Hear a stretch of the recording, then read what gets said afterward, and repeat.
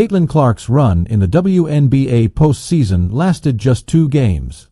The Indiana Fever were swept out of the playoffs following an 87-81 loss to the Connecticut Sun on Wednesday at the Mohegan Sun Arena. Clark scored 25, dished out 9 assists, and grabbed 6 rebounds in the finale, becoming the first WNBA rookie with at least 25 points, 5 assists, and 5 rebounds in a playoff game. While the loss was predictable, the Sun have been title contenders nearly every year since 2017. The end of the Fever season could be a blow to the league's viewership.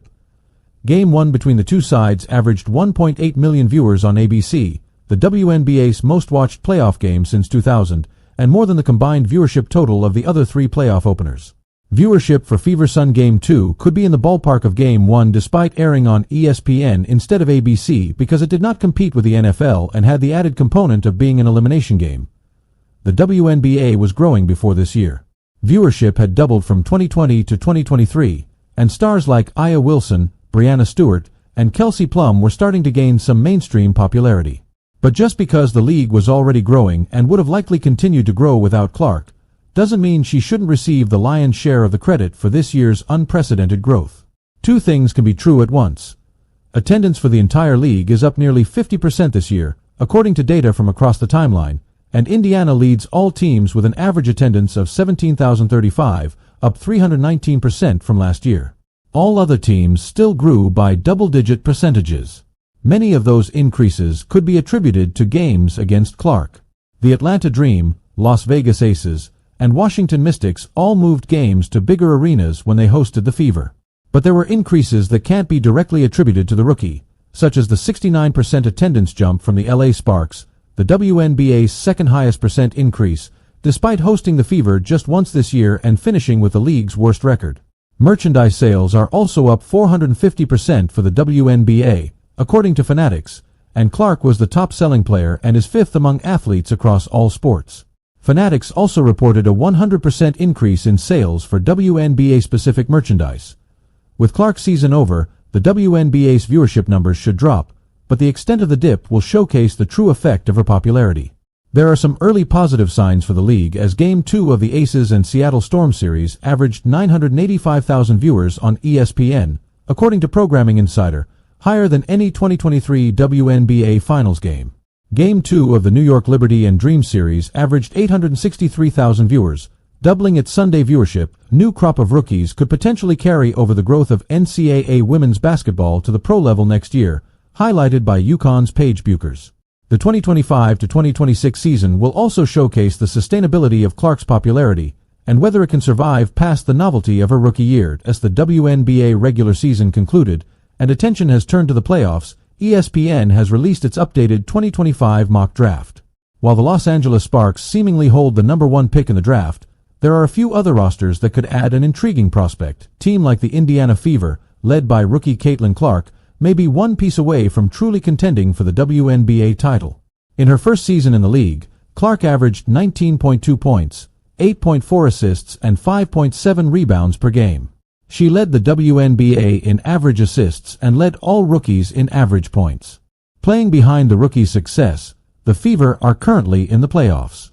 They are down 0-1 in the first round to the Connecticut Sun, facing elimination on Wednesday. While Indiana still has a chance to show that they can compete for the WNBA title, they have gaping holes that look too large to fill this season. Indiana has struggled all year in the front court at both the power forward and center positions. They dealt with ongoing injury concerns with backup center Temi Fagbenel and having underwhelming performances from forwards Nalissa Smith and Katie Lou Samuelson. In their latest mock draft, ESPN predicted the Fever would pair a player like Clark with UCLA Bruins prospect Janiah Barker. Barker started her career with the Texas A&M Aggies and then opted to transfer to UCLA for her junior season. In her freshman season with the Aggies, Barker recorded 12.7 points and 5.9 rebounds per game. She started in 7 of 19 games played. The 6'4" power forward also made a significant impact on the defensive end, finishing the season with 1 block and 1.1 steals per game. Last year, Barker had another successful season at Texas A&M.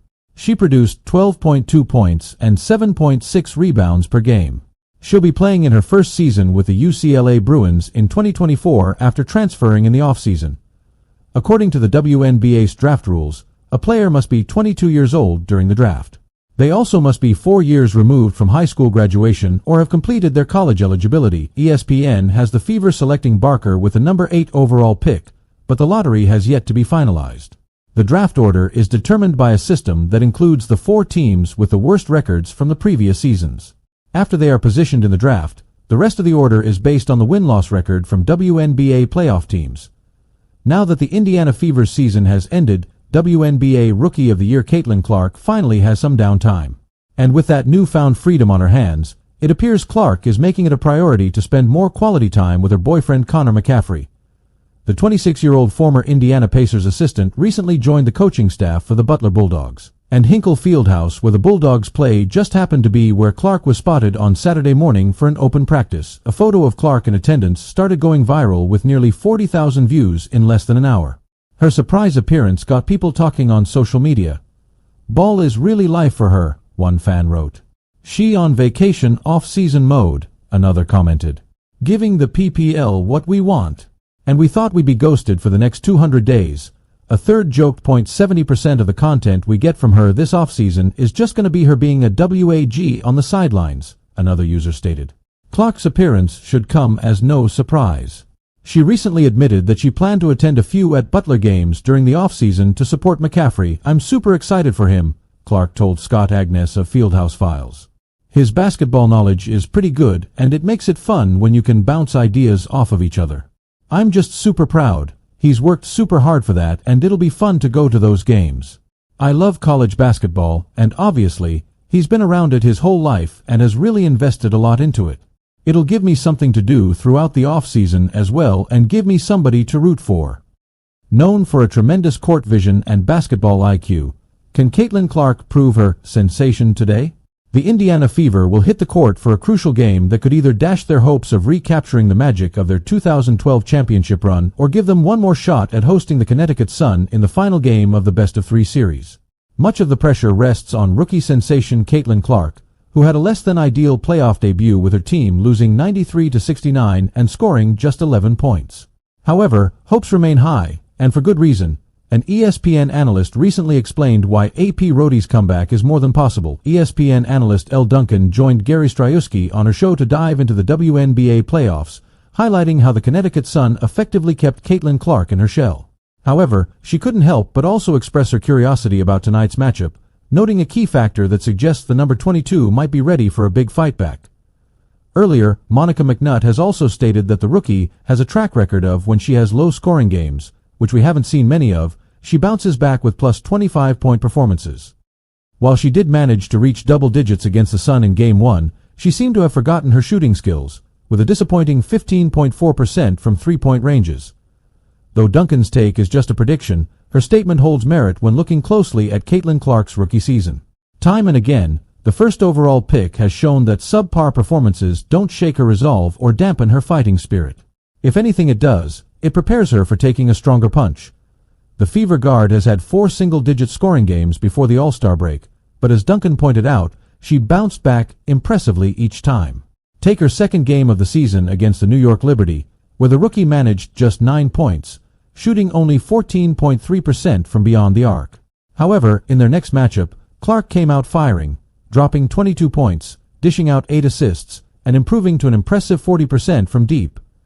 Similarly, Clark faced another challenging night against the Las Vegas Aces, where she hit a low of 8 points.